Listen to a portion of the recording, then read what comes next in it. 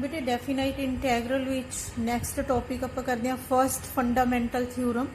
Late F be a continuous function on the closed interval a B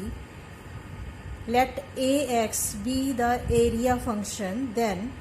a dash x derivative of area is equal to fx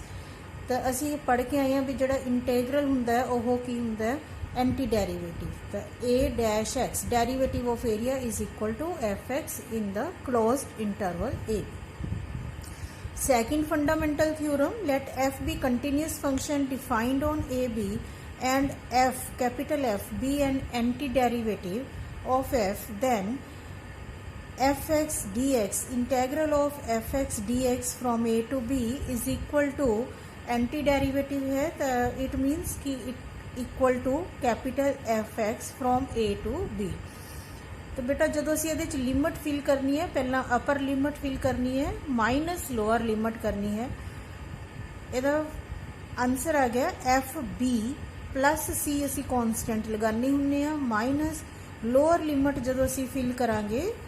तो ये आ गया f a plus c open the bracket f b minus plus c minus f a minus c नाल c cancel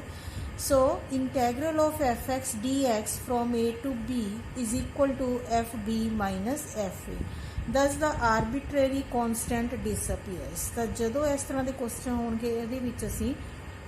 constant अपलाई नहीं करांगे automatically खत्म हो जाता है तो सिर्फ असी जो इहदा इंटीग्रेशन करके आंसर आऊगा वो लिखांगे और वो लिमिट फिल करांगे पहला अपर लिमिट फिर लोअर लिमिट तो अपनी एक्सरसाइज 7.9 है बहुत सिंपल जी एक्सरसाइज है first question integrate x plus 1 dx from -1 to 1 तो बहुत सिंपल क्वेश्चन है बेटे ये सानू इंटीग्रेशन करना आंदा है x square by 2 plus x from -1 to 1 नीचे लोअर लिमिट होंगी है और ऊपर अपर लिमिट होंगी है तो असी फिल की करना है पहला upper limit 1 square by 2 plus 1 minus lower limit -1 square by 2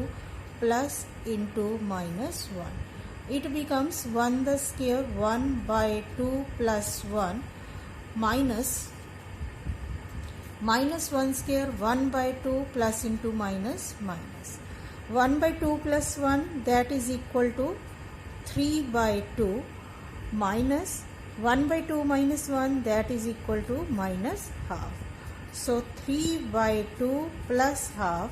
that is equal to 4 by 2 cancel कर दो 2 is the required answer तो सिर्फ ये लिमिट ही फिल करनी है बाकी क्वेश्चन एज इट इज़ जिमें असी कर चुके सैकेंड क्वेश्चन है integrate 1 by x d x from 2 to 3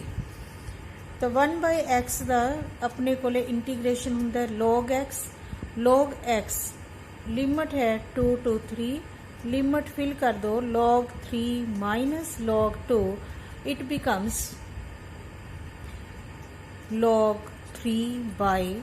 2 सी बेटा ये असी लगाते नहीं क्योंकि सी कैंसल ही हो जाता है तो 1 बाय एक्स का इंटीग्रेशन log x पहला अपर लिमिट फिल करनी है log 3 माइनस log 2 log का formula log m minus log n is equal to log m by n that is required answer question third बेटा तुसी अपने आप try कर सकते हो हुण सिंपल जा क्वेश्चन है question number 4 0 to pi by 4 sin 2x dx तो solution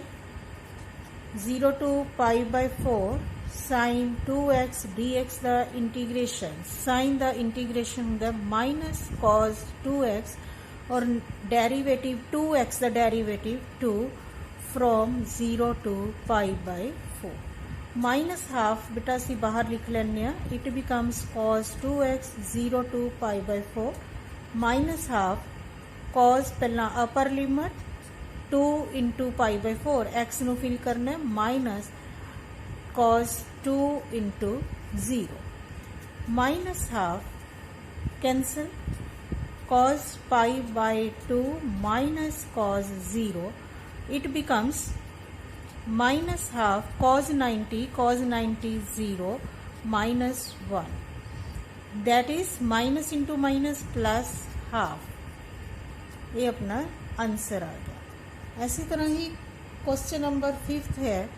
integration 0 to pi by 2 cos of 2x dx।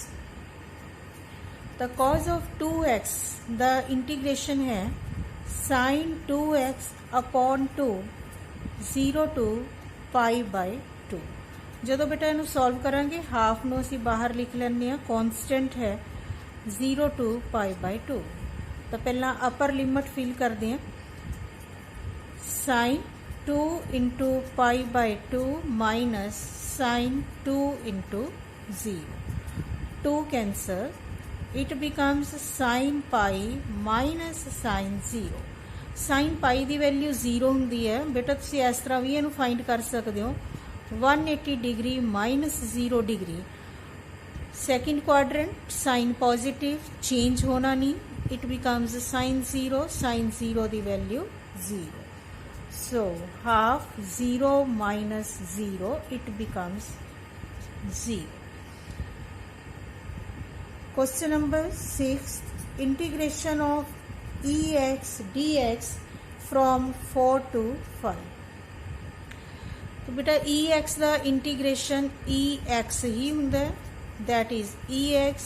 4 to 5 limit है अपनी। पहला अपर लिमिट फिल करांगे e raise to power 5 minus e raise to power 4, that is our required answer. तो इस तरह के बहुत सिंपल जी क्वेश्चंस हैं,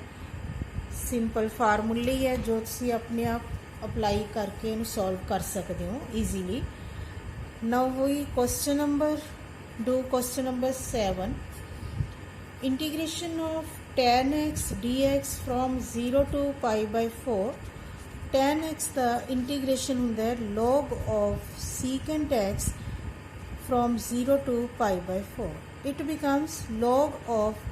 secant pi by 4 minus log of secant 0। cos pi by 4 1 by under root 2, the secant pi by 4 under root 2, cos 0 is equal to 1, so secant 0 also 1, it becomes log under root 2 upon 1। log the formula लगा दिए, ਇਹਨੂੰ बेटा ਤੁਸੀਂ ਇਸ ਤਰ੍ਹਾਂ ਵੀ ਲਿਖ ਸਕਦੇ ਹੋ 2 ਦੀ ਪਾਵਰ ਹਾਫ ਹੈ ਤਾਂ ਹਾਫ ਫਰੰਟ ਤੇ half log 2, that is our required answer। ਤਾਂ ਨੈਕਸਟ ਜਿਹੜੇ ਕੁਐਸਚਨ ਹੈ 8th 9th and 10th ये तुसी अपने आप अप्लाई कर सकते हो। Question number 11 integration from 2 to 3 dx x square minus 1। Formula बेटा ये 2 to 3 dx x square minus a square नू असी इत्थे की लिख सकते हैं, अपने को ए स्केयर की है 1 द स्केयर। तो फार्मूले के मुताबिक it is equal to 1 by 2a, इतों अगर मैं इनू कट दा 1 by 2a log of x square minus a square का log of x minus a upon x plus a. So it becomes dx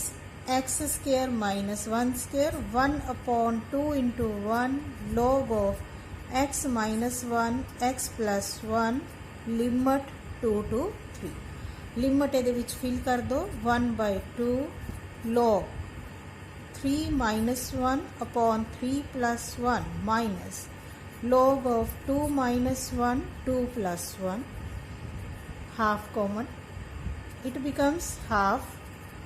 log 2 by 4 minus log 1 by 3, cancel 1 by 2, log 1 by 2 minus log 1 by 3। तो log the formula log m minus log n is equal to log m by n। ये formula इत्थे apply कर दिंदे आ। Half log 1/2 upon 1/3 reciprocal, it becomes half log 3 ऊपर चला जाऊगा 3/2। That is our required answer. Question number 12, integration of 0 to π/2 cos square x dx। तो बेटा cos square ਦਾ ਆਪਣੇ ਕੋਲੇ ਕੋਈ ਫਾਰਮੂਲਾ ਨਹੀਂ ਹੁੰਦਾ, ਇਹਨੂੰ ਆਪਾਂ ਨੂੰ ਬ੍ਰੇਕ ਕਰਨਾ ਪਊਗਾ 1 plus cos 2x/2 dx। sin square ਹੋਵੇ ਤਾਂ 1 minus cos square, और cos square ਹੈ ਤਾਂ 1 plus cos square। ਹੁਣ ਇਹਦਾ integration 1/2 common 1 plus cos 2x dx, it becomes half x plus sin 2x/2 0 to π/2। Limit fill कर दें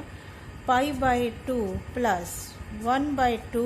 into sin 2 into π/2 minus 0 fill कर दें 0 plus half into sine 2 into 0। π/2 plus half sine pi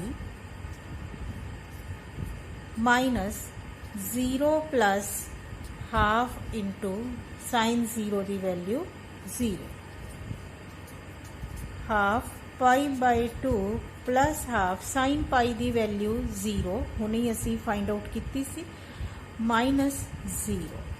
it becomes 0 बन गया है half into π/2, that is π/4 answer.